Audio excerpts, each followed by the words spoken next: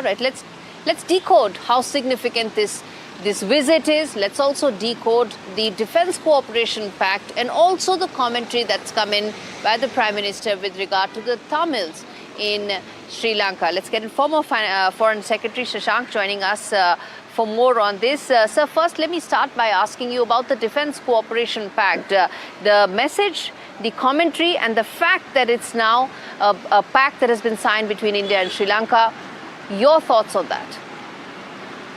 Well, it's extremely important for India and Sri Lanka to be on the same page because Sri Lanka's security is vital to India's security and vice versa.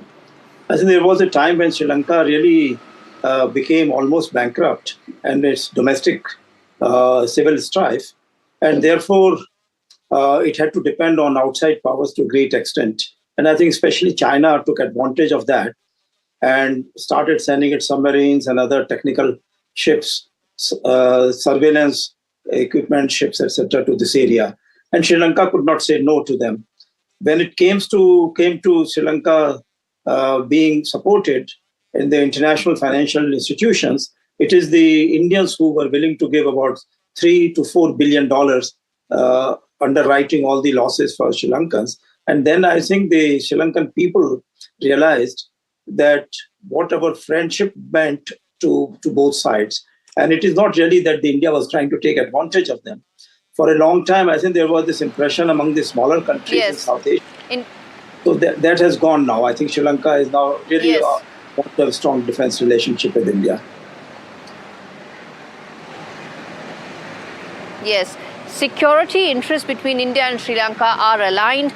And Prime Minister Modi also said that he's grateful for the support of President Dissanayake. Then let me ask you this, that once this defense framework, this pact comes into being, how significant do you think it will be in terms of countering China in this region?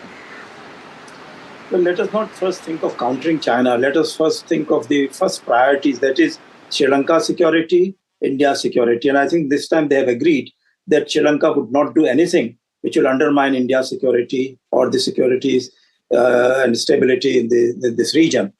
Therefore, that is the first priority for both Sri Lanka and India. Second step would be that if China wants to control any of the countries in this region and trying to have overriding power for their shipping, monitoring, surveillance, etc., so then we will have to tell them that, look, this will not be allowed, because this will be against the interests of the region.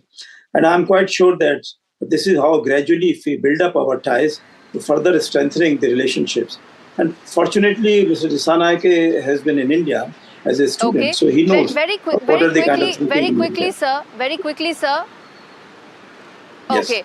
Very quickly, sir, I want to ask you about the significance of developing Trincomalee along with UAE, India and Sri Lanka, the significance of that. No, Trincomalee, there are two aspects. One is that they have these old wells to store oil, and so as a strategic petroleum reserve, they can be used. They were used in the Second World War period. And India had signed agreement long time ago with the Sri Lankans that they could use them for their strategic petroleum reserve. So I think they need to work on that. And Trincomalee is extremely important, otherwise also for the movement of the Indian ships. Indeed. All right. Let's leave it there, sir. Thank you so much for speaking to me on India. Thank you, Gaurie.